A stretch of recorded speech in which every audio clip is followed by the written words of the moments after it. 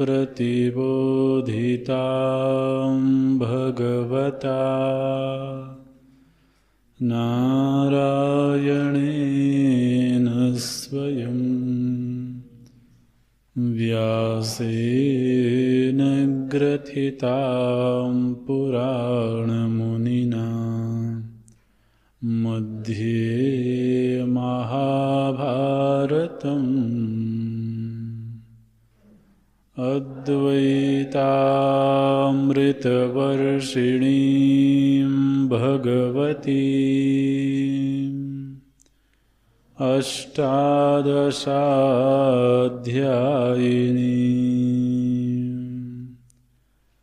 अम्ब त्वामनुसन्दधामि भगवद्गीते भवद्वेषिणी।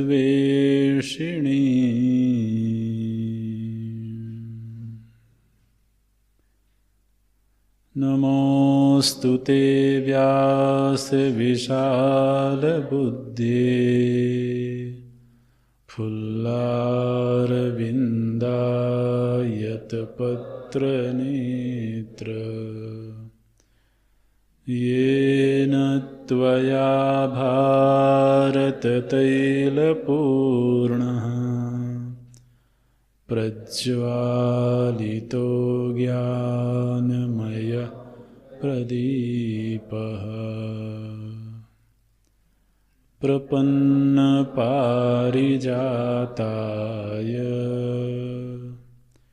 स्तोत्रवेत्रैकपाणये ज्ञानमुद्राय कृष्णाय गीतामृतदुहे नमः। सर्वोपनिषदो गावो दुग्धा गोपालनन्दना पार्थो वत्सः सुधीर्भोक्ता दुग्धं गीतामृतं महत्। वसुदेवसुतं देवं कंसचाणूरमर्दनम् देवकी परमानन्दम् कृष्णं वन्दे जगद्गुरुम्।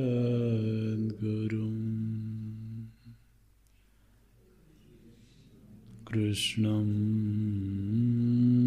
वन्दे जगद्गुरुम्।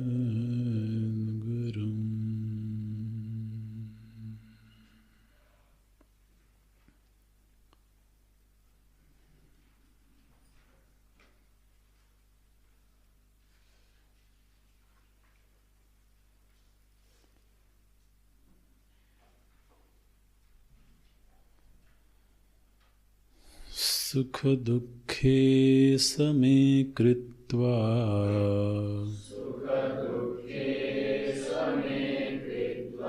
लाभालाभौ जयाजयौ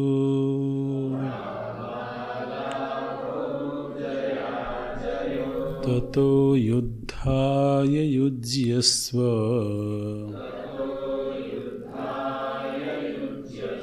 नैवं पापमवाप्स्यसि।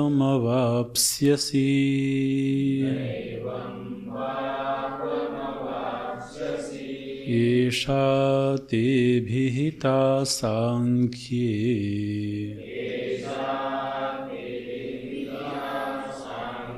बुद्धिर्योगे त्विमां शृणु।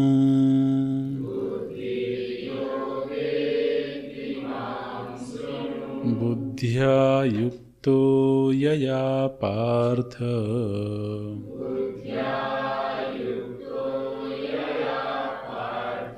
कर्मबन्धं प्रहास्यसि।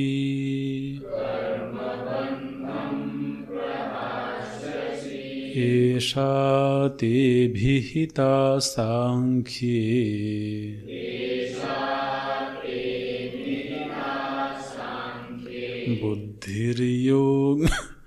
बुद्धिर्योगे त्विमां शृणु।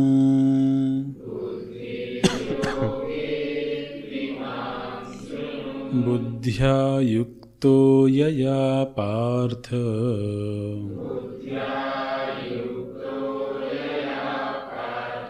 कर्मबन्धं प्रहास्यसि।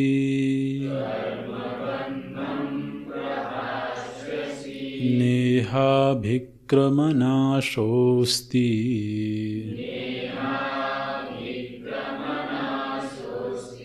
प्रत्यवायो न विद्यते। स्वल्पमप्यस्य धर्मस्य त्रायते महतो भयात्। नेहाभिक्रमनाशोऽस्ति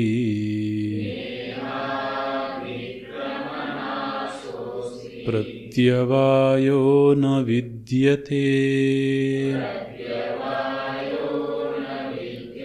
स्वल्पमप्यस्य धर्मस्य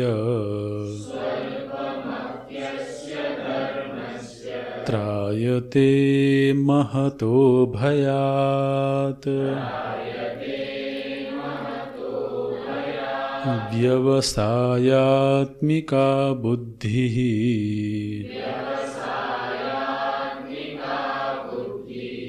एकेह कुरु नन्दन।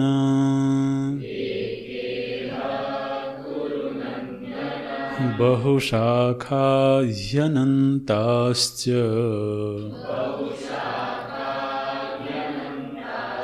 बुद्धयो व्यवसायिनाम्। व्यवसायात्मिका बुद्धिः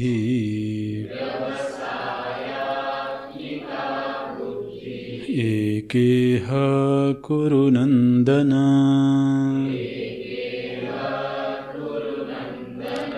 बहुशाखा ह्यनन्ताश्च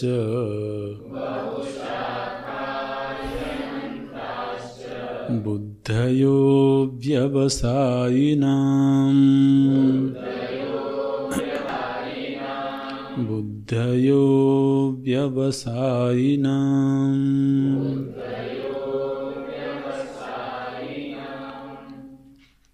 शोकमोहापनयनाय लौकिको न्यायः स्वधर्ममपि चावेक्ष्य इत्याद्यैः श्लोकैः उक्तो न तु तात्पर्येण।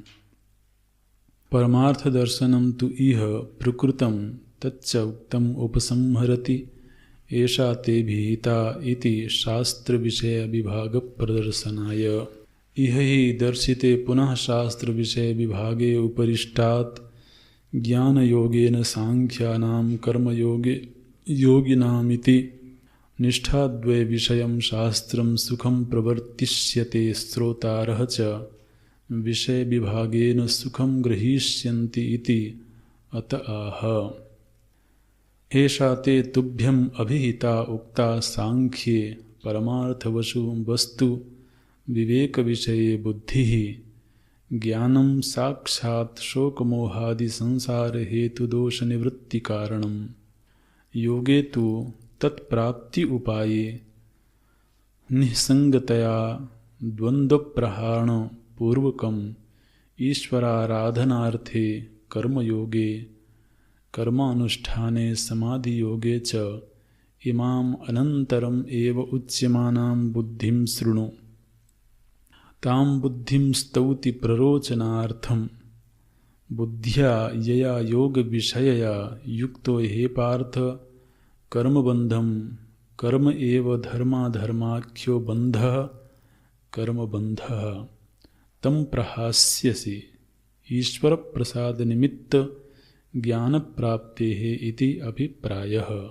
किंच अन्यत् न इह मोक्षमार्गे कर्मयोगे अभिक्रमनाशः अभिक्रमणम अभिक्रमः प्रारंभः तस्य नाशो न अस्ति यथा कृष्यादेः योगविषये प्रारंभस्य न अनैकान्तिकफलत्वम् इत्यर्थः। किंच न अपि चिकित्सावत् प्रत्यवायो विद्यते किंतु भवति स्वल्पम अपि अस्य योगधर्मस्य अनुष्ठितं त्रायते रक्षति महतः संसारभयात् जन्ममरणादिलक्षणात्। या इयं सांख्ये बुद्धिः उक्ता योगे च वक्ष्यमाणलक्षणा सा व्यवसायात्मिका निश्चयस्वभावा एका एव बुद्धिः इतरविपरीतबुद्धिशाखा भेदस्य बाधिका सम्यक् प्रमाणजनितत्वात् इह श्रेयो मार्गे हे कुरुनन्दन। याः पुनः इतरा बुद्धयो यासां शाखा भेदप्रचारवशात् अनन्तः अपारः अनुपरतः संसारः नित्यप्रततो विस्तीर्णो भवति प्रमाणजनितविवेकबुद्धिनिमित्तवशाच्च उपरतासु अनन्तभेदबुद्धिषु संसारः अपि उपरमते। ता बुद्धयः बहुशाखा बहव्यः शाखायासां तां बहुशाखा बहुभेदा इति एतत्। प्रतिशाखाभेदेन हि अनन्ता च बुद्धयः केषाम् अव्यवसायिनां प्रमाणजनितविवेकबुद्धिरहितानाम् इत्यर्थः। ओम। 37वें श्लोक तक जो चिंतन का विषय है उसके केंद्र में अहम है। मैं का स्वरूप पहले निश्चित होना चाहिए। तो भगवान श्री कृष्ण जब उपदेश आरंभ करते हैं तो प्रथम विषय जो चिंतन के लिए चुना उन्होंने वो ये चुना कि पहले मैं कौन हूँ, मैं अपने आप को किस रूप में देखता हूँ, मेरी पहचान क्या है, इसका निश्चय होना चाहिए। और चूँकि समस्त व्यवहारों के केंद्र में मैं है, वह व्यवहार चाहे लौकिक व्यवहार हो चाहे परमार्थ चिंतन संबंधी व्यवहार हो, सामाजिक पारिवारिक राजनीतिक कैसा भी व्यवहार हो, हर व्यवहार के केंद्र में मैं है।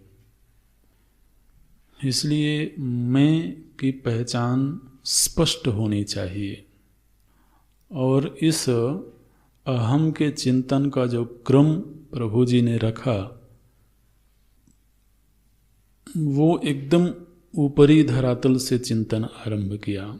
प्रायः कहीं कहीं पर ऐसा भी चिंतन मिलता है जहाँ पर बिल्कुल आरंभिक व्यावहारिक धरातल से चिंतन होता है और वो धीरे धीरे आरोहण करता है, ऊपरी धरातल की ओर चिंतन की गति बढ़ती है। लेकिन यहाँ पर प्रभु जी ने चिंतन की प्रक्रिया जिस तरीके से अपनाई है वो एकदम पारमार्थिक धरातल से, वो मेरे अस्तित्व का, मेरे अहम का पारमार्थिक स्वरूप क्या है ये निश्चय होना चाहिए। और यदि कदाचित किसी को यह धरातल प्राप्त है, चिंतन के अनंतर प्राप्त हो गया, तो फिर उसे निचले धरातलों की आवश्यकता भी नहीं है। तो ये वैदिक चिंतन है। वेदों में भी उपनिषदों में भी इस तरह के चिंतन देखे जाते हैं।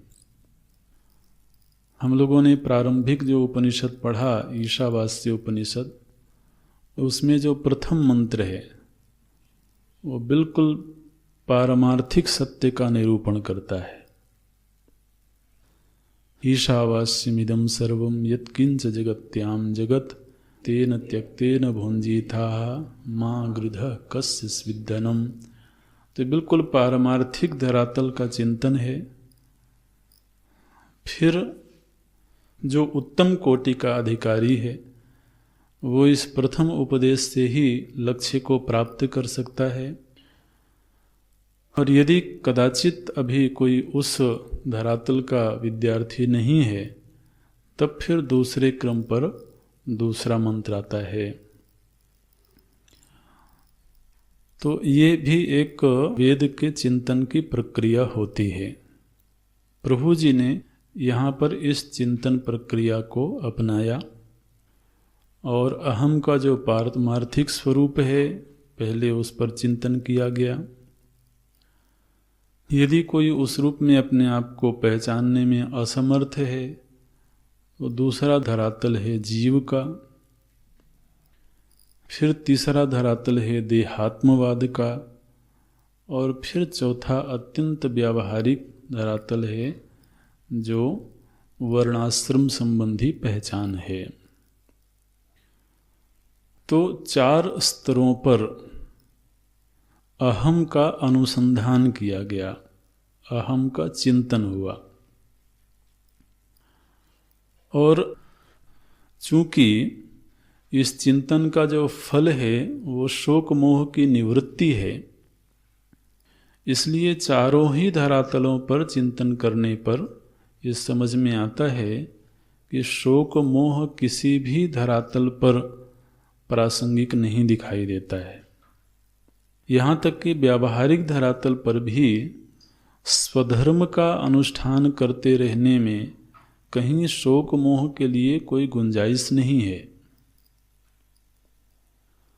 तो ये एक चिंतन व्यवस्था प्रभु जी ने प्रस्तुत करी और 37वें श्लोक में आकर के ये विचार व्यवस्था एक तरह से पूरी हो गई, संपन्न हो गई।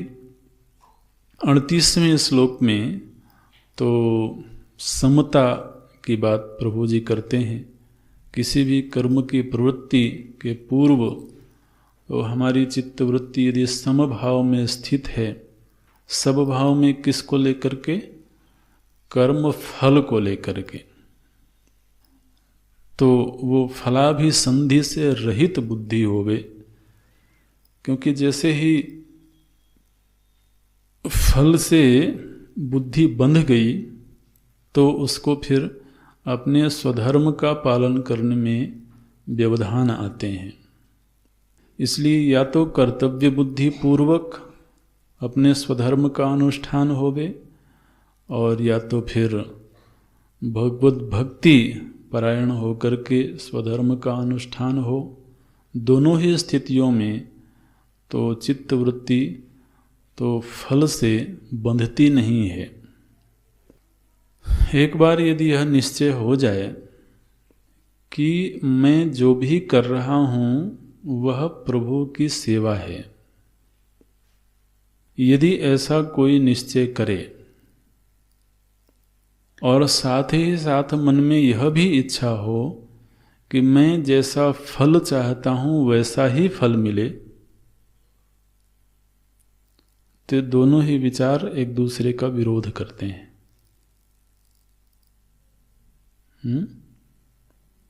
माने एक तरफ हमने ये निश्चय कर लिया कि नहीं फल तो ऐसा ही मिलना चाहिए, और दूसरी तरफ हम ये अपने आप को ही ये दिखाने की कोशिश करें कि मैं ईश्वर की आराधना समझ के कर रहा हूँ। तो ईश्वर की आराधना तो ठीक है, लेकिन ईश्वर को हमने आराधना से पहले ही आदेश दे दिया कि फल यही देना। ठीक है ना? आप देखिए, फलाभिसंधि और ईश्वरार्पण बुद्धि, इन दोनों में कैसे विरोध हो रहा है कि एक तरफ फल का निश्चय हमारी बुद्धि ने कर रखा है कि इस कर्म का परिणाम सुख ही होना चाहिए, इस कर्म का परिणाम सुखद परिस्थिति ही होनी चाहिए, सम्मान ही होना चाहिए, माने जिसका जो भी है। और फिर कहें कि मैं तो ईश्वर परायण कर्म कर रहा हूँ, ये तो बड़ी अधूरी सी बात हो गई। क्योंकि यदि ईश्वर परायण कर्म हो रहा है तो फिर अब फल क्या मिलेगा उसके निर्णय ईश्वर करेगा। फिर निर्णय करने वाला मैं कौन होता हूं? हाँ जी। और या तो कहीं ये भय है कि पता नहीं ईश्वर वही देगा कि नहीं जो मैं चाहता हूं, तो ईश्वर पर भरोसे की कमी दिखाई देती है फिर। और फिर मैं वो चाहूं ही क्यों? यदि एक बार ये निर्णय हुआ कि उनके अनुवर्ती होकर के कर्म करना है, तो फिर मेरी चाहत का मूल्य ही क्या है? फिर तो जिस तरीके से वो रखना चाहेगा उस तरह से रहेंगे। तो जो फलाभिसंधि है ना, ये कहीं ईश्वर के प्रति अविश्वास का संकेत करती है। और भी यदि कठोर वचन बोला जाए तो ये ईश्वर की उपेक्षा है। क्योंकि उसकी सहृदयता पर, उसकी न्यायप्रियता पर हमारे अंदर भरोसा नहीं है। तो इसलिए लाभा लाभो जया जयो कौन प्रवाह करता है जी। वो तो हमारा स्वधर्म है और प्रभु प्रदत्त स्वधर्म है, इसलिए उस स्वधर्म में प्रवृत्ति करनी है। अब उस प्रवृत्ति का फल यदि दुख है तो दुख ही सही, उस प्रवृत्ति का फल यदि अपमान है तो अपमान ही सही। मैंने भगवान की जो कृपा है ना, कि कृपा को इस तरह से मत तोलना कि कृपा का मतलब सब कुछ मजे की चीजें होंगे। जब सब मजे की चीजें होती हैं, अनुकूल चीजें होती हैं, तो लगता है बड़ी कृपा है जी। और थोड़ा सा परिस्थिति प्रतिकूल हुई तो फिर उसमें क्यों कृपा नहीं दिखाई देती है? इसको कठोर कृपा बोलते हैं। कृपा दो तरह की होती है, एक मृदु कृपा होती है, कठोर कृपा होती है। जब मृदु कृपा होती है तो हमको लगता है देखो भगवान बड़े दयालु हैं, बड़े कृपालु हैं। तो इतनी कठिन परिस्थिति थी, उन्होंने ठीक कर दिया, घर में सब सुख शांति हो गई, मंगल हो गया, बड़ी कृपा है भगवान की। अच्छा, और थोड़ा मामला बिगड़ गया तो बोले बताओ, बोला कष्ट देने के लिए मैं ही मिला था उनको। अरे भाई, तो इसमें कृपा क्यों नहीं दिखाई देती है? तो उनको शर्तों के साथ मत बांधना कि भाई मैं तो कृपा तभी मानूंगा जब चीजें मेरे अनुकूल होती रहें।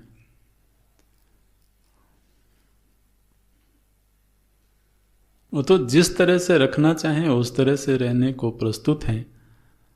यदि ऐसी बुद्धि बने तब फिर ये श्लोक घटेगा, समय कृत्वा। सुख दुखे समय कृत्वा, ये बड़ा ऊंचा धरातल है, ये साधारण स्थिति का निरूपण नहीं है। क्योंकि बुद्धि को विचलित होने में वक्त नहीं लगता है, परेशान होने में वक्त नहीं लगता है। वो सुदामा जी को कोई परेशानी नहीं है, अगर गरीबी है तो गरीबी है। परेशानी उनके बच्चों को हो सकती है, पत्नी को हो सकती है, दूसरों को हो सकती है। दूसरे उलाहना दे सकते हैं कि देखो एक तरफ तो भगवान के भक्त हैं, भगवान के मित्र हैं, और दूसरी तरफ ऐसी दरिद्रता है। लेकिन सुदामा जी से पूछा जाए तो उनको कोई गम नहीं है। भाई मेरे प्रभु यदि ऐसे चाहते हैं तो ऐसे से ही, उसमें गम की क्या बात। ऐसी सम बुद्धि हो जाए, आप देखिए बुद्धि में विचलन फिर नहीं रह जाएगा, जीवन में गंभीरता आ जाएगी, स्थिरता आ जाएगी। आखिर बुद्धि में अस्थिरता, बुद्धि में चांचल्य कहाँ से आता है? वो परिस्थिति जन्य चांचल्य ही है। बोलते हैं सुख दुखे समे कृत्वा लाभा लाभो जया जयौ ततो युद्धाय युज्यस्व नैवं पापम अवाप्स्यसि। अब 39वें श्लोक से तो विषय बदल रहा है और भगवान स्वयं ही ये बताते हैं कि अब तक का जो विषय था वो कुछ और था और आगे अब हम जिस मुद्दे पर चर्चा करने जा रहे हैं उसका विषय एकदम से अलग है। तो ये जो 39वां श्लोक है एक तरह से संधि श्लोक है। संधि श्लोक मतलब दो विषयों के मध्य का श्लोक है जो विभाग करता है कि एक विभाग पीछे 38वें श्लोक तक था जहाँ एक विषय का निरूपण हुआ और आगे 40वें श्लोक से एक नए विषय की हम शुरुआत करेंगे। तो पीछे कौन सा विषय था और आगे कौन सा विषय बताया जाएगा, इन दोनों ही विषयों की ओर भगवान संकेत करते हैं। अब देखिए बड़ी सावधानी से श्लोक को देखेंगे। बोलते हैं हे पार्थ, शब्दों को अच्छे से देख लेना, अन्वय ठीक होना चाहिए। बोलते हैं हे पार्थ, ते अभिहिता। ते अभिहिता, ते माने तुम्हारे लिए, अभिहिता माने उक्ता, हमने आपको एक विषय बता दिया। अभिहितिया हिता माने बता दिया। किसके लिए? बोले ते, तुम्हारे लिए। तो तुमको केंद्र में रखते हुए, तुमको संबोधित करते हुए हमने एक विषय का निरूपण किया। वो विषय क्या था? बोले सांख्य बुद्धि। तो अब एक वाक्य क्या बनेगा? हे पार्थ, एषा सांख्य बुद्धि ते अभिहिता। ये वाक्य लिख लेना ताकि विभाग मालूम रहे। हे पार्थ, एषा सांख्य बुद्धि ते अभिहिता। एषा बुद्धि, एषा बुद्धि अभिहिता, हमने आपको एक बुद्धि के विषय में बताया है। कौन सी बुद्धि भगवान? बोले सांख्य बुद्धि। तो अभी तक जो प्रभु जी ने बताया है वो क्या बताया है? बोले एक बुद्धि बताया है। अच्छा, और उस बुद्धि का विषय क्या है? बोले उसका विषय है सांख्य। बुद्धि माने प्रमा, ज्ञान।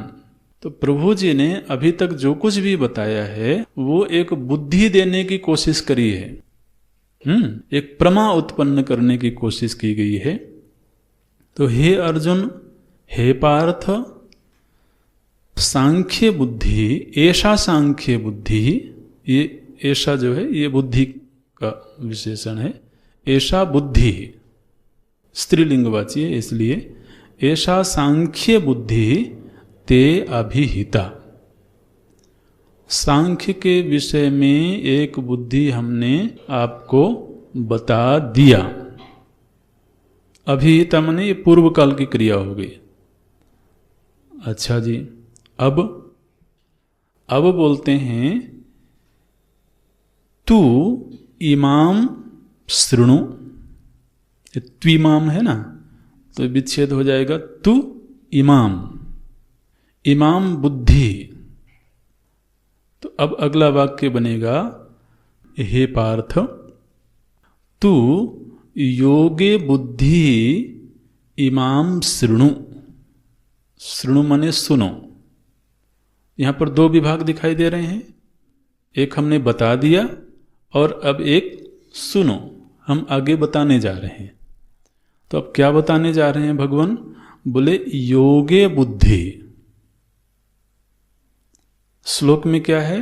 सांख्य बुद्धिर योगे। तो ये बुद्धि शब्द जो है ये दीप देहली न्याय से दोनों के साथ जुड़ेगा। तो पहले सांख्य बुद्धि एक विषय हो गया, फिर योगे बुद्धि शब्द वहां पलट जाएगा। बुद्धिर योगे है तो वहां पर फिर आ जाएगा योगे बुद्धि। तो इमाम योगे बुद्धि शृणु, ये दूसरा विभाग हो गया। तो हे अर्जुन, हमने आपको अभी तक सांख्य बुद्धि के विषय में बताया और अब आगे योग बुद्धि, योग के विषय में बुद्धि आपको बताने जा रहे हैं। तो लेकिन आप कई पुस्तकों में पढ़ेंगे जहाँ व्याख्या होगी तो कई बार अर्थ का अनर्थ भी किया हुआ है उन्होंने। माने वहाँ पर वो कैसे व्याख्या करते हैं, बोलते हैं कि सांख्य ते अभिहिता, आपको हमने अभी सांख्य के विषय में बताया है। अच्छा, अब बुद्धिर योगे तो इमाम श्रुण्य, अब बुद्धि योग बताने जा रहे हैं। क्या बताने जा रहे हैं? बोले बुद्धि योग बताने जा रहे हैं। तो वो सही अर्थ नहीं हो सकता है, गीता प्रेस की पुस्तक में भी ऐसा अर्थ मिल जाए, लेकिन वो ठीक नहीं है। यहाँ पर भगवान दो बुद्धियों की चर्चा कर रहे हैं, और आपके लिए अब आसान इसलिए होगा क्योंकि प्रस्तावना में हम लोगों ने इस विषय को पढ़ा है। तो भगवान अर्जुन को ज्यादा कुछ थोड़ी दे रहे हैं, केवल दो बुद्धि दे रहे हैं। ठीक, एक बुद्धि सांख्य के विषय में, दूसरी बुद्धि योग के विषय में। तो ये विभाग किया इस 39वें श्लोक में। सांख्य बुद्धि ते अभिहिता, सांख्य बुद्धि हमने बता दिया, और योग बुद्धि तो इमाम शृणु, अब योग बुद्धि के विषय में आप सुनो। अच्छा, अब इन शब्दों को थोड़ा यहीं पर समझ लें, उसके बाद फिर आगे चलते हैं। सांख्य माने क्या होता है, क्योंकि ये सांख्य शब्द गीता जी में आएगा, पीछे तो भाष्य में इस पर चिंतन भी हुआ है, लेकिन एक बार फिर से देख लें इसको। एक व्यवस्थित चिंतन पद्धति को सांख्य बोलते हैं। सम्यक ख्यायते अनया इति सांख्य। संस्कृत में कैसे व्याख्या करेंगे? सम्यक ख्यायते अनया, किसी भी विषय को अच्छी प्रकार से प्रस्तुत करना। तो एक जो क्रमबद्ध व्यवस्थित चिंतन प्रक्रिया होती है, उस चिंतन प्रक्रिया को सांख्य बोलते हैं। ठीक है, चिंतन प्रक्रिया को सांख्य बोलते हैं। अच्छा, अब उस चिंतन प्रक्रिया से निष्पन्न जो निर्णय है, उस निर्णय को भी सांख्य बोलते हैं। एक तो चिंतन प्रक्रिया हो गई, तो वो जो प्रक्रिया है, चिंतन की व्यवस्था है, उस चिंतन प्रक्रिया को सांख्य बोलेंगे। फिर उस चिंतन का कोई ना कोई निर्णय होगा, निष्पत्ति होगी। तो उस पूरे चिंतन प्रक्रिया की जो निष्पत्ति है, उस निष्पत्ति को भी सांख्य बोलते हैं। अच्छा, तो ऐसी चिंतन प्रक्रिया का आश्रय लेने वाला और जिसने उस चिंतन प्रक्रिया के निर्णय को धारण किया, ऐसे धारण करने वाले व्यक्ति को भी सांख्य बोलते हैं। तो तीन अर्थ हुए। एक तो चिंतन पद्धति, चिंतन पद्धति से निष्पन्न निर्णय, और उस निर्णय को धारण करने वाला व्यक्ति। ये तीनों ही सांख्य शब्द से कहे जाते हैं। अब यहां पर गीता जी में जो चिंतन पद्धति है और चिंतन पद्धति का निर्णय है, वो निर्णय ये है कि ये जो आत्मा है वो ब्रह्म है। अहम नाम की जो वस्तु है वो ब्रह्म है। इस निर्णय को गीता जी में सांख्य कहा गया है। ध्यान रखना, क्योंकि ये शब्द आगे आएगा, इसमें किसी प्रकार का विभ्रम नहीं होना चाहिए। आत्मा की ब्रह्मता का निर्णय, ये सांख्य शब्द का अर्थ है। और आत्मा की ब्रह्मता का निरूपण करने वाली जो चिंतन प्रक्रिया है, वो चिंतन प्रक्रिया भी सांख्य है। और जिस महापुरुष ने, जिस साधक ने अहम की ब्रह्मता रूप निर्णय को धारण कर लिया, उसका अनुभव कर लिया, ऐसे महापुरुष को भी सांख्य कहा जाएगा। ठीक। अब इस विचार के परिप्रेक्ष्य में देखें तो अभी तक जो अहम के विषय में चिंतन हुआ है, उसके केंद्र में अहम की ब्रह्मता ही है, जो पारमार्थिक अहम का स्वरूप है।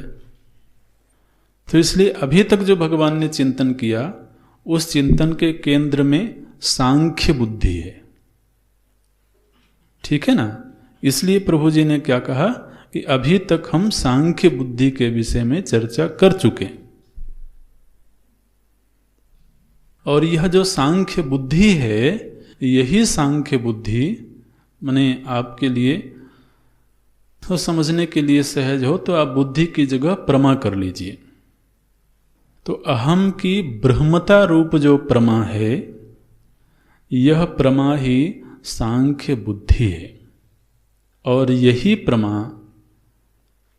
शोक मोह के आत्यंतिक निवृत्ति का उपाय है। तो शोक मोह की निवृत्ति के आत्यंतिक उपाय रूप सांख्य बुद्धि का उपदेश हो चुका। ठीक है, इस समझ में कोई दिक्कत तो नहीं? अच्छा, तो अब क्या विषय लिया जाएगा? बोले अब वो विषय लिया जाएगा जो सांख्य बुद्धि की प्राप्ति का साधन बने। सांख्य बुद्धि की प्राप्ति का साधन बनने वाला जो योग है, उस योग से संबंधित जो बुद्धि है, उसको बोलेंगे योग बुद्धि। तो अब जिस विषय का निरूपण किया जाएगा, वो विषय सांख्य बुद्धि की प्राप्ति का उपाय है। और सांख्य बुद्धि कैवल्य मुक्ति का उपाय है, ब्रह्मात्म बोध का उपाय है। तो ये विभाग स्पष्ट रूप से वो दिमाग में रहना चाहिए।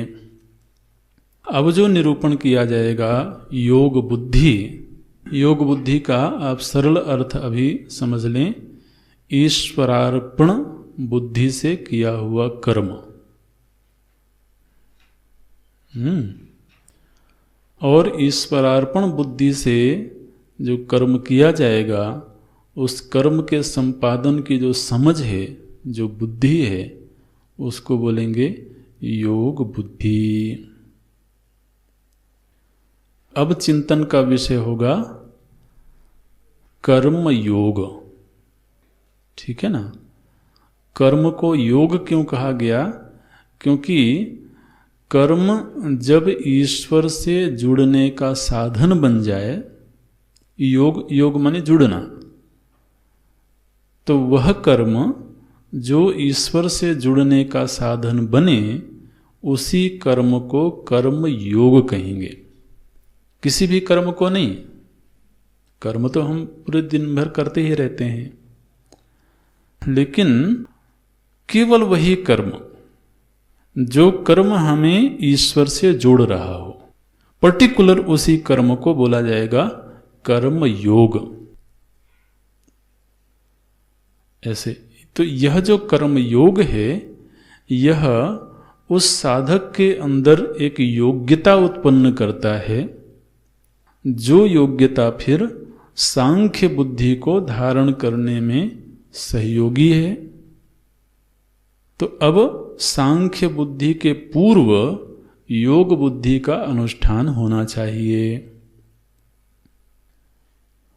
माने एक साधक के जीवन की व्यवस्था ये होगी।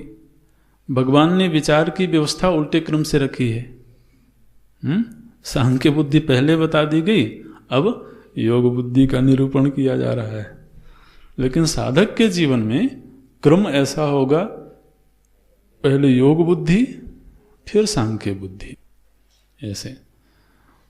तो बोलते हैं, हे अर्जुन, योगे बुद्धि तु इमाम शृणु। क्यों भगवान योग बुद्धि के विषय में क्यों सुने?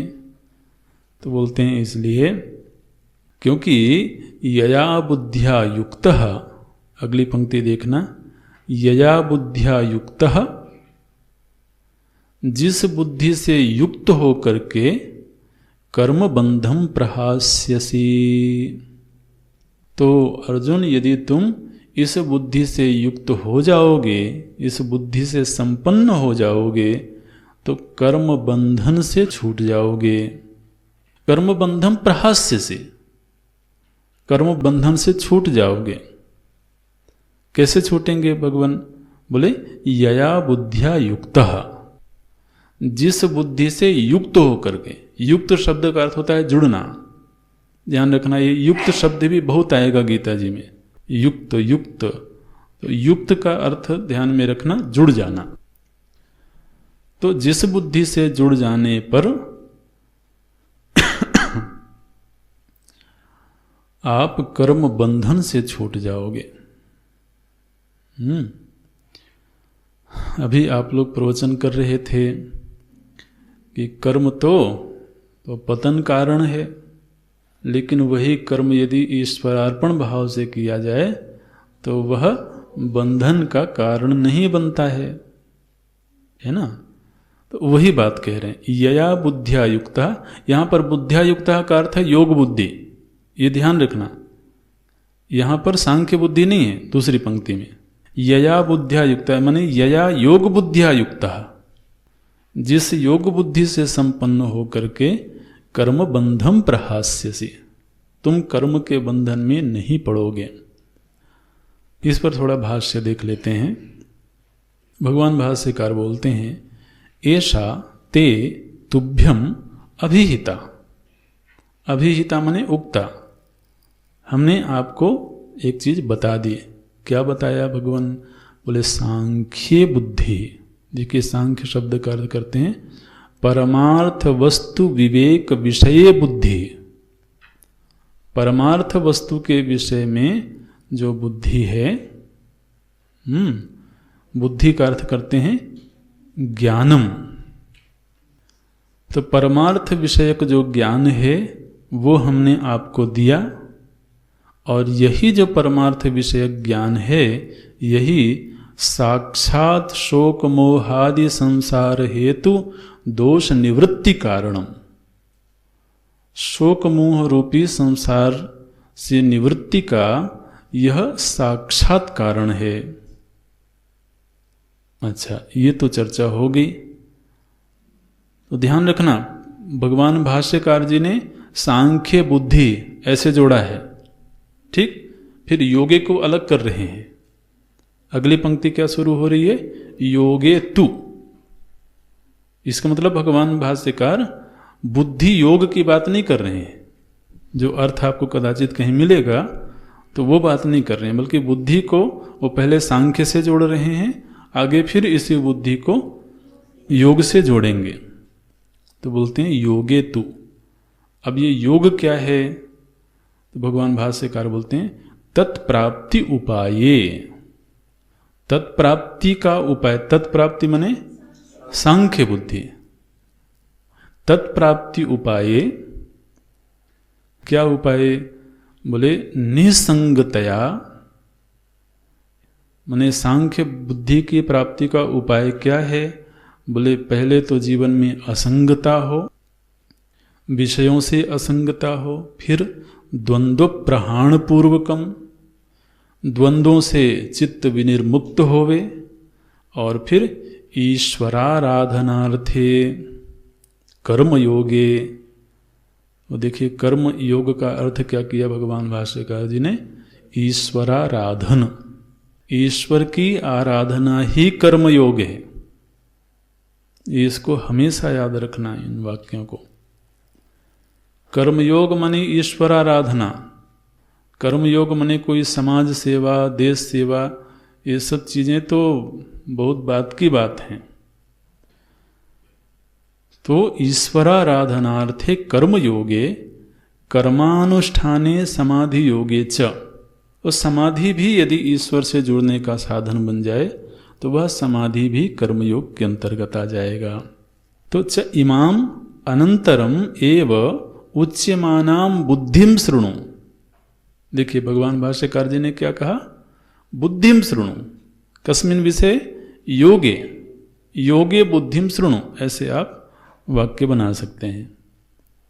तो एक बुद्धि हमने बता दिया, अब एक बुद्धि सुनो, और वह बुद्धि क्या है, बोले वह ईश्वर आराधना करवाने वाली बुद्धि, तो यहाँ पर योग बुद्धि कहलाती है। अच्छा, भगवान कृष्ण बोलते हैं कि इस योग बुद्धि से संपन्न होने पर भी कोई व्यक्ति कर्म बंधन से मुक्त हो जाता है। योग बुद्धि से संपन्न होकर के वह कर्म बंधन से मुक्त कैसे हुआ? भगवान भाष्यकार बोलते हैं, बुद्धिया यया योग विषयया, ये भी स्पष्ट कर दिया गया कि दूसरी पंक्ति में जो बुद्धि बात कह रहे हैं वो योग के विषय में है। योग विषयया युक्त हे पार्थ कर्म बंधम, कर्म एव धर्माधर्माख्यो बंध। कर्म ही, कर्म दो ही तरह का होता है, धर्म रूप होगा या अधर्म रूप होगा। तो जो धर्माधर्म रूप कर्म है उससे बंध जाना ही कर्म बंधन है। अब इस कर्म बंधन से मुक्ति का उपाय योग बुद्धि कैसे हो गई? तो भगवान भाष्यकार बोलते हैं, ईश्वर प्रसाद निमित्त ज्ञान प्राप्ति है। माने योग बुद्धि से पहले ईश्वर का अनुग्रह प्राप्त हुआ। योग बुद्धि पूर्वक ईश्वर आराधना की गई।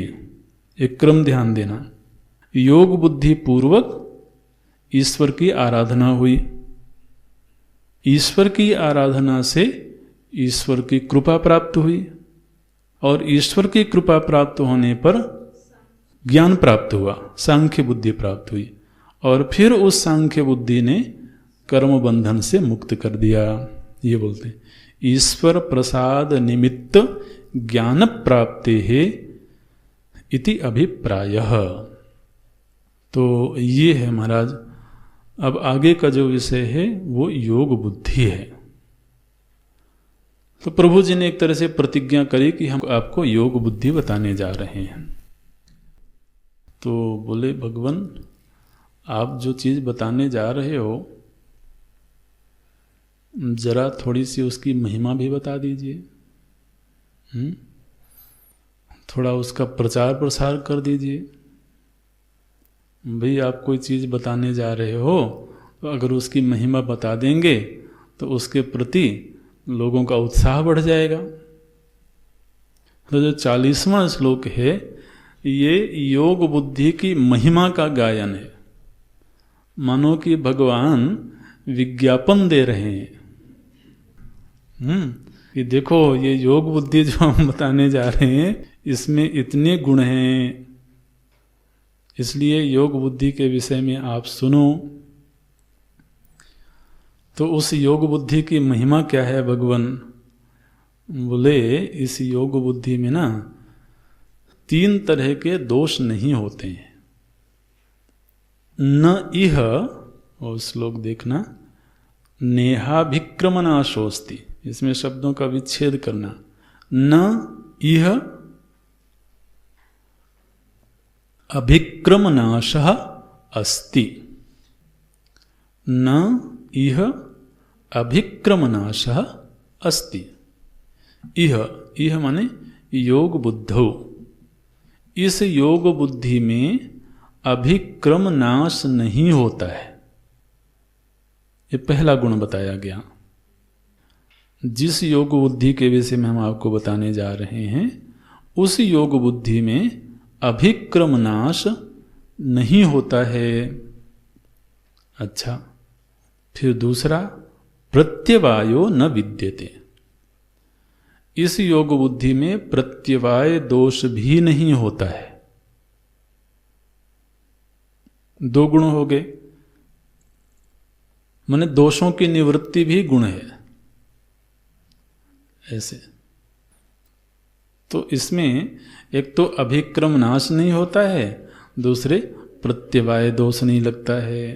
तीसरा, बोले तीसरी बात यह है कि स्वल्पम अपि अस्य धर्मस्य, स्वल्पम अपि अस्य धर्मस्य, इस धर्म का, यहां पर धर्म से का अर्थ होगा योग बुद्धि। तो इस योग बुद्धि रूपी धर्म का स्वल्पम अपि, थोड़ा सा भी अनुष्ठान करने से महतो भयात्रायते, वह जो अनुष्ठान करने वाला है वो महान भय से पार चला जाता है। ये इस योग बुद्धि की विशेषता है। थोड़ा सा भी अगर वह योग बुद्धि का अनुष्ठान करे तो वह महतो भयात त्रायते। ऐसे तो सद्गुणों से युक्त यह योग बुद्धि है अर्जुन, इसलिए इस योग बुद्धि के विषय में आप सुनो। अब ये तीन बातें क्या हैं, इनको थोड़ा समझना चाहिए। देखिए, हम जो भी जीवन में कर्म करते हैं इसको समझना थोड़ा, तो क्योंकि स्वयं भगवान ने महिमा गाई है, एक तरह से प्रचार तंत्र है, विज्ञापन तंत्र है। विज्ञापन किया प्रभु जी ने, देखो मैं जिस योग को बुद्धि देने जा रहा हूं उसकी ऐसी महिमा है, इसलिए इसको जरूर खरीद के ले आना।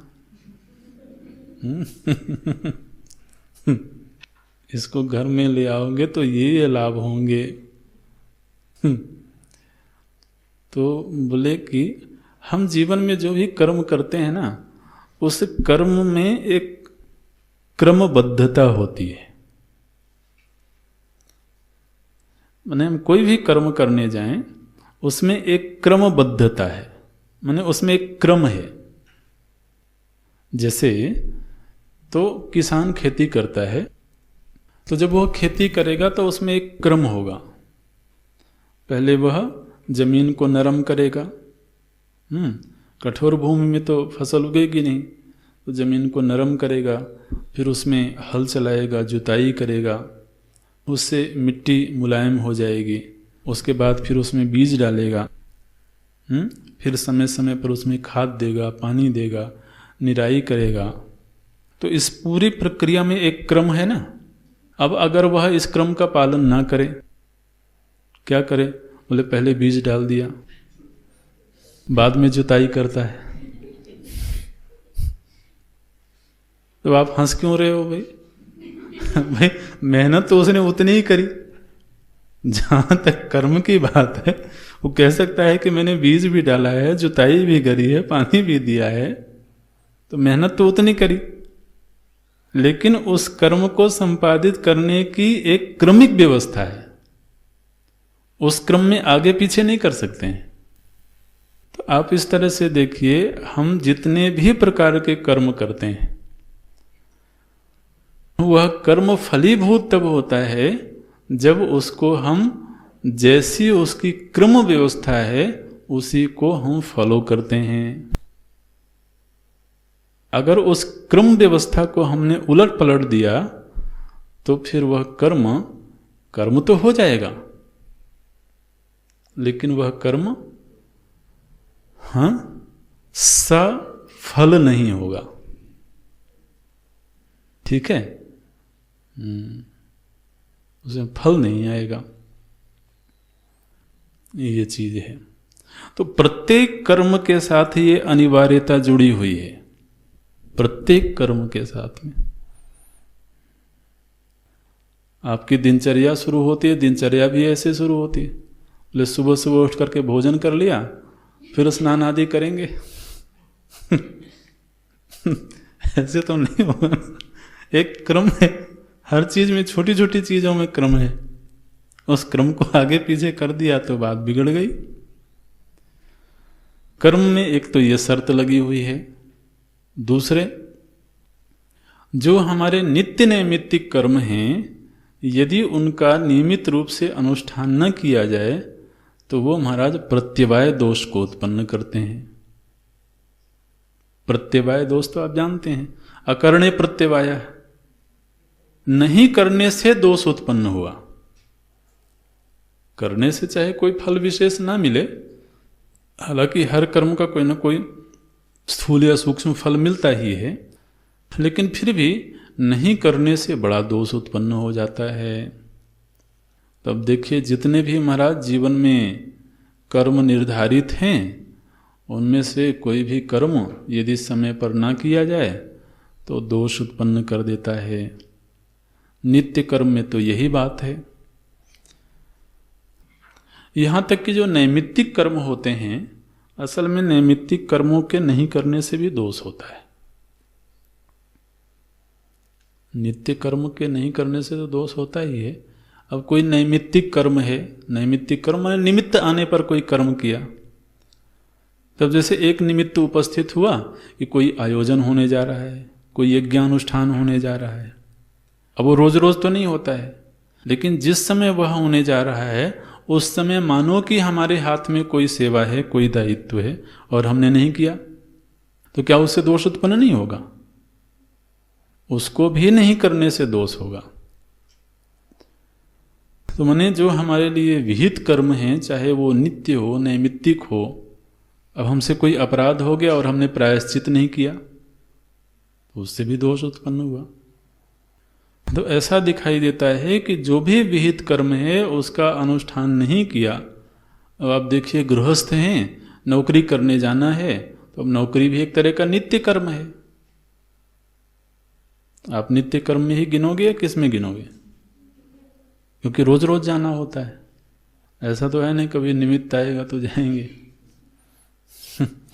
तो अब नहीं गए नौकरी पर तो दोष उत्पन्न हुआ।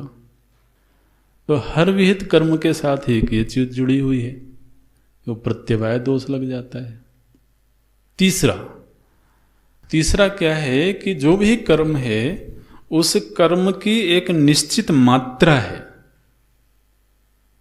कि इस कर्म को आप इतनी मात्रा में करोगे तभी यह अपने अभीष्ट फल को प्रदान करेगा। ठीक, कर्म करने का क्रम वो अलग चीज हो गई, और कर्म करने की निश्चित मात्रा। तो हर कर्म की मात्रा निश्चित है कि आप इतनी क्वांटिटी में इस कर्म को संपादित करोगे तभी यह अपने अभीष्ट फल को प्रदान करेगा। अब मात्रा निश्चित है।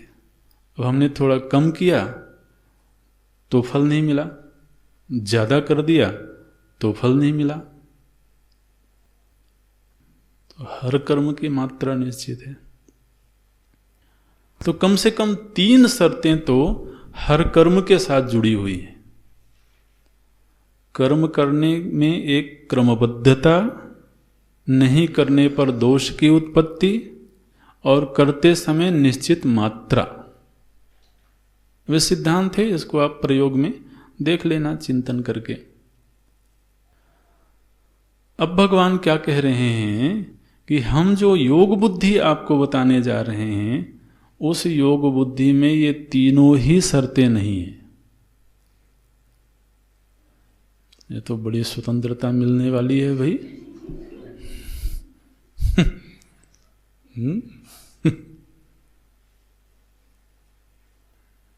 इसलिए हमने कहा था ये विज्ञापन हो रहा है उसका। बोले उसमें ये तीनों दोष नहीं है। तीनों दोष नहीं है माने क्या? आप इसको विचार करें कि जैसे हमने योग बुद्धि का आश्रय लिया, माने ईश्वरार्पण बुद्धि से कर्म करना है। तो अब ईश्वरार्पण बुद्धि से कर्म करना है माने क्या? तो जब हम कोई कर्म करने जा रहे हैं तो उसमें ये भाव रहे कि मैं ये कर्म अपने प्रभु के लिए करने जा रहा हूं। ठीक, अच्छा, अब अपने प्रभु के लिए करने जा रहा हूं, ये बुद्धि कर्म संपादन करने से पहले आनी चाहिए। एक भावना है ना, एक बुद्धि है कि जिस समय कर्म में प्रवृत्ति होने जा रही है उसके पहले बुद्धि ये जाग जाए कि ये कर्म मैं अपने प्रभु के लिए करने जा रहा हूं।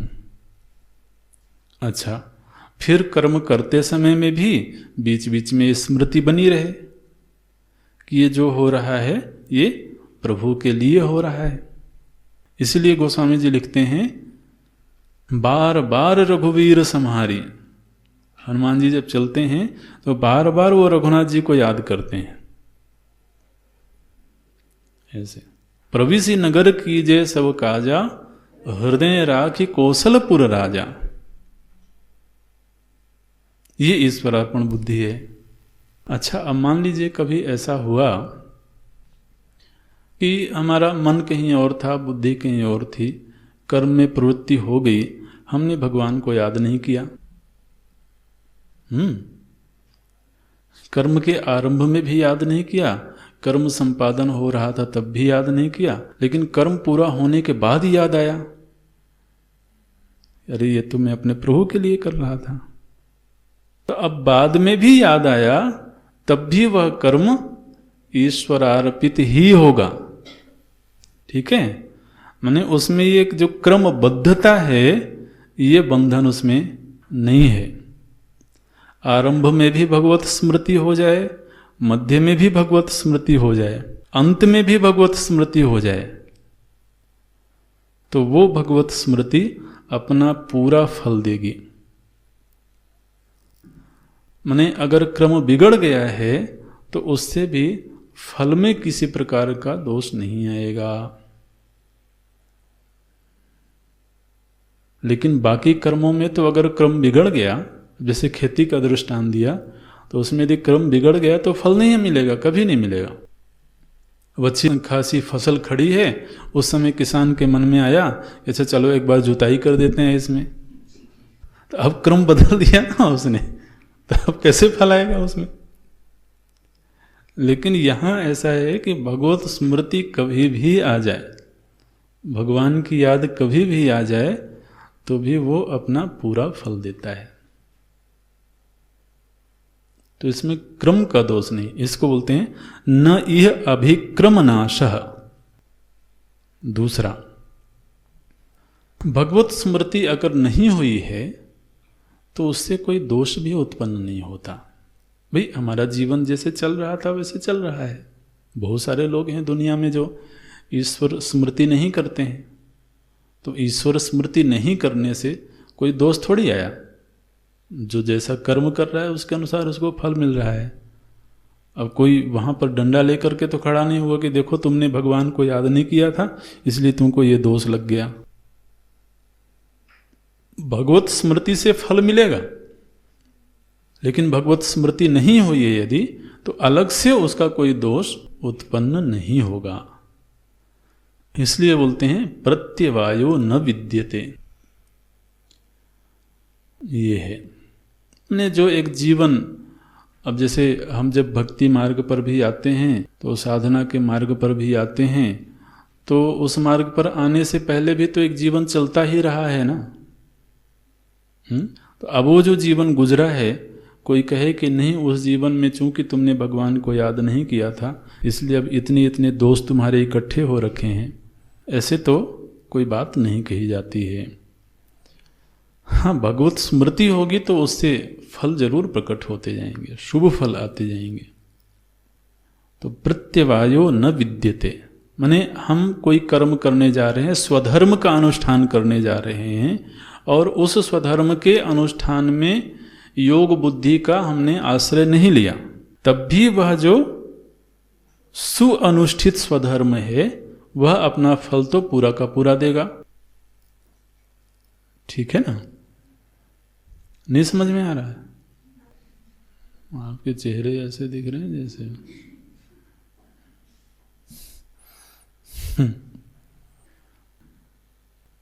तीसरी बात, जो ईश्वरार्पण बुद्धि है उसकी प्रभु जी ने कोई मात्रा निर्धारित नहीं करी है कि तुम इतने जप करोगे तभी मैं मिलूंगा, इतनी पूजा करोगे तभी कृपा मिलेगी। कर्म की तो मात्रा निर्धारित है कि एक फल चाहिए तो उस फल के लिए इतना हमको कर्म करना पड़ेगा। इतनी मात्रा में कर्म नहीं किया तो जो अभीष्ट फल हम चाहते थे वो अभीष्ट फल नहीं मिलेगा। अब किसी को यदि डॉक्टरेट की उपाधि चाहिए तो इसका मतलब होता है कि उसको पहले 10वीं की पढ़ाई करना है, फिर 12वीं की पढ़ाई करना है, फिर ग्रेजुएशन करना है, फिर पोस्ट ग्रेजुएशन करना है, फिर पीएचडी करना है। तो इतनी कर्म की मात्रा चाहिए तब जाकर के उसको एक उपाधि मिलेगी। तो कर्म की मात्रा निश्चित है और कर्म का क्रम भी निश्चित है। तो स्नातक करके फिर 10वीं पढ़ने नहीं आएगा वो, पहले हाई स्कूल की पढ़ाई करके बाद में वो स्नातक करने जाएगा। और दुनिया की तो कहानी ये है कि उसमें हर कर्म की मात्रा निश्चित है, लेकिन ये जो योग बुद्धि है इसमें मात्रा निश्चित नहीं है। इसमें तो अधिकस्य अधिकम फलम, बस इतना है। जितना अधिक होता जाएगा उतना ही अधिक फल मिलता जाएगा, लेकिन फल बिल्कुल नहीं मिलेगा ऐसी बात नहीं है। तो किंचित भी यदि भगवत आराधना हुई है तो वो किंचित भगवत आराधना भी व्यक्ति को फल देती है। इसलिए देखिए भगवत भक्त के लिए कितना आराम है। इसका मतलब ये नहीं है कि वह कर्मण्य हो जाए, ये नहीं समझना। हम बोले ठीक है अब जितना हो गया पर्याप्त है ऐसे नहीं है। लेकिन ये तो है जरूर कि प्रभु जी ने कोई शर्त नहीं रखी है। कोई शर्त नहीं रखी महाराज। आप बताइए सुग्रीव ने कितना भजन किया था और पहली मुलाकात में ही भगवान ने मित्र बना लिया। कहीं कोई प्रसंग दिखाई देता है कि इतना साधन भजन किया, इतनी तपस्या करी। शबरी माता के विषय में तो फिर भी सुनने को मिलता है कि उनके गुरु ने कहा था कि जब किया करो, तो इतने वर्षों से करते रहे। सुग्रीव जी के विषय में तो ऐसा कोई प्रकरण नहीं मिलता है। और पहली मुलाकात हुई है और पावक साखी देई करी जोरी प्रीति दृढ़ाई। हनुमान जी ने महाराज गुरु की भूमिका निभाई और मित्रता का संबंध जोड़ दिया। और जिस क्षण मित्रता का संबंध जुड़ा उसी क्षण प्रभु जी ने कह दिया अब तो तुम्हारा कष्ट मेरा कष्ट है। कोई मात्रता निर्धारित नहीं करी है कि अब हमारे मित्र बनने का अधिकारी वही होगा जो इतनी मात्रा में भजन करेगा, इतनी मात्रा में जप करेगा, इतनी मात्रा में पूजा करेगा। हाँ, मात्रा जितनी बढ़ती जाएगी फल उतना ही अधिक बढ़ता जाएगा। और प्रभु जी ने तो अपने मुख से ये बात कह दी महाराज कि स्वल्पम अपि, थोड़ा सा भी यदि भगवत आराधन हुआ है तो वो व्यक्ति बड़े से बड़े भय से भी मुक्त हो जाएगा। बड़े से बड़े भय से मुक्त हो जाएगा का मतलब क्या है कि जीवन में कोई बड़ी से बड़ी परिस्थिति आ जाए ना, अगर एक क्षण के लिए भी याद हो कि मैं तो भगवान का हूं, तो बड़ी परिस्थिति भी उसको भयभीत नहीं कर सकती। और नहीं तो महाराज असहाय होकर के टूट जाता है आदमी। लेकिन उचित समय पर किंचित भगवत स्मृति हो जाए कि मैं तो भगवान का हूं, और फिर सीम की चाप सकई को तासो बड़ रखवार रमापति जासो, फिर तो उसकी सीमा का कोई उल्लंघन नहीं कर सकता। बड़ी से बड़ी परिस्थिति भी उसको भयभीत नहीं कर सकती है। ऐसे त्रायते महतो भयात, ऐसे पार्थ ये योग बुद्धि की ये महिमा है। उसमें क्रमनाश से फल में कोई परेशानी नहीं आएगी, फल पूरा का पूरा मिलेगा। भक्ति नहीं करने से कोई प्रत्यवाय दोष नहीं लगता है, और किंचित भी यदि भक्ति की जाए तो वह उसके आगे बढ़ने का साधन बनती है। इसलिए हे अर्जुन, एक इह बुद्धि व्यवसायात्मिका, व्यक्ति को एकमात्र इसी बुद्धि को धारण करने का निश्चय करना चाहिए। अगले श्लोक में क्या कह रहे हैं? बोले हे कुरुनंदन, ये कुरुनंदन संबोधन है। ये कुरुनंदन में कुरु आप ये मत करना कि ऐसा करो ऐसा कह रहे हैं वो ऐसे भी अर्थ लोग निकालते हैं। कुरुनंदन मतलब कौरव नंदन, कुरुवंशी। तो बोलते हैं कि एक यह बुद्धि कुरु, ऐसे कुछ लोग बोलते हैं, ये ठीक नहीं है। हे कुरुनंदन, यह माने यह जो बुद्धि हम बताने जा रहे हैं, इस श्रेय मार्ग की जो बुद्धि है वह एक ही बुद्धि है। उसमें बहुत सारी अनेकताएं नहीं है, बहुत सारे विभाग नहीं हैं। और वो कैसी है? बिल्कुल निश्चयात्मिका है। निश्चयात्मिका, व्यवसायात्मिका, व्यवसाय का अर्थ होता है निश्चय करना। तो व्यवसायात्मिका बुद्धि एक यह का अर्थ होगा इस साधना के पथ पर, इस श्रेय के मार्ग पर यही एकमात्र बुद्धि है जिसको धारण करने का निश्चय करना चाहिए। तो जिसने तो इस योग बुद्धि को धारण करने का निश्चय कर लिया, उसके लिए एकमात्र बुद्धि उसके उत्थान का साधन बन जाएगी। और जिसने इस एक बुद्धि को धारण करने का निश्चय नहीं किया है, उसके लिए महाराज दुनिया में अनेक रास्ते होते हैं, कोई रास्ता उसको मंजिल तक नहीं ले जाता है। क्या बोलते हैं? अव्यवसायी नाम बहुशाखा ही अनंताश्च बुद्धया। जिन्होंने इस योग बुद्धि को धारण करने का निश्चय नहीं किया है, उनके लिए दुनिया में इतने सारे मार्ग हैं, इतने सारे मार्ग माने इतने सारे भटकाव हैं। वो कभी निश्चय नहीं कर पाता है कि अंततः कौन ऐसा कार्य है जिसको करने से जीवन में मंगल होगा। ऐसा निश्चय नहीं कर पाता है। तो कभी लगेगा अच्छा चलो व्यापार भी कर लेते हैं, फिर कभी लगेगा नहीं यार व्यापार में तो रिस्क है, चलो नौकरी कर लेते हैं, फिर नौकरी करेंगे तो ये नौकरी करेंगे, ये वाली ठीक नहीं लगी तो वो करेंगे। तो क्या बोलते हैं? अनंताश्च बुद्धया, बहुत सारी बुद्धियां हैं। माने निर्णयात्मक स्थिति में व्यक्ति कभी नहीं पहुंच पाता।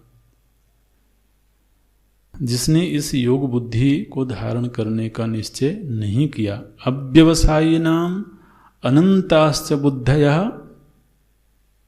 और वो जो अनंत बुद्धियां हैं उनकी भी बहुत सारी शाखा प्रशाखाएं हैं।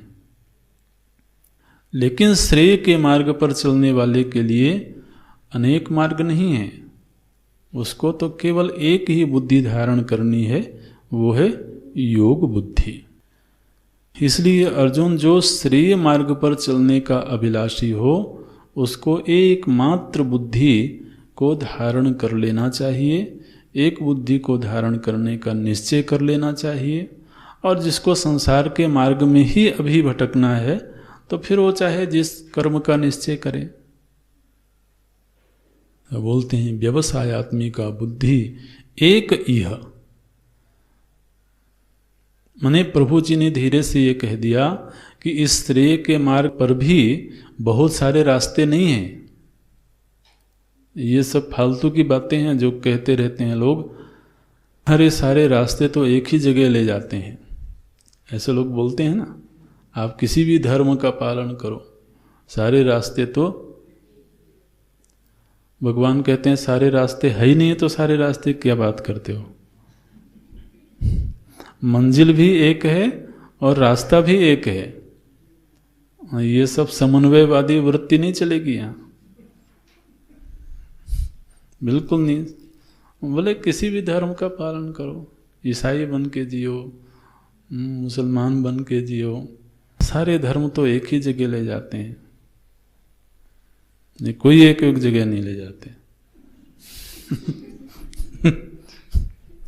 पक्का निर्णय एक यह व्यवसायत्मिका बुद्धि, एकमात्र बुद्धि ईश्वरार्पण भाव से जीता है। फिर जीवन का रंग ढंग चाहे जो भी हो,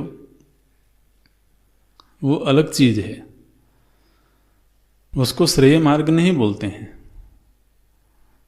अरे आप गांधी टोपी पहनोगे या छेद वाली टोपी पहनोगे, उससे श्रेय का क्या लेना देना? आप समझते हो? आप हाथ सीधे धोओगे कि उल्टा धोओगे, उससे श्रेय का क्या लेना देना है भाई? वो तो जीवन जीने का ढंग है, उसको आप श्रेय मार्ग से क्यों जोड़ रहे हो? नहीं, वो अलग चीज है। मुख्य चीज ये है कि जीवन में ये निर्णय है कि नहीं कि मैं ईश्वरार्पण भाव से जीवन जीऊंगा। श्रेय मार्ग का यही अंतिम और एकमात्र निर्णय है। और सांख्य बुद्धि वास्तव में वो जीवन की बात नहीं है, वो तो सीधे पारमार्थ की बुद्धि है।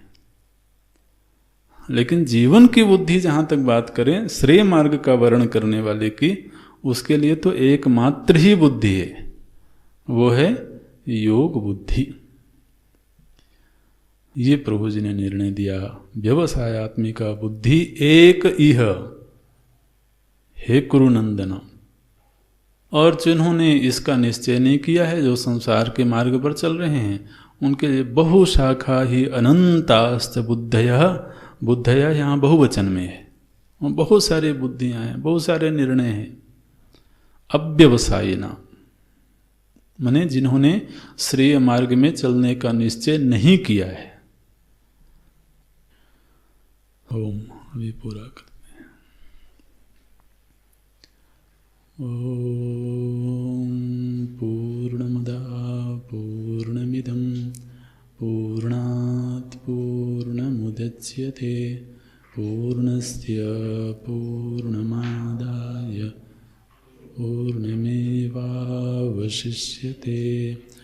ओम शांति शांति शांति। हरि ओम श्री गुरुभ्यो नमः। हरि ओम।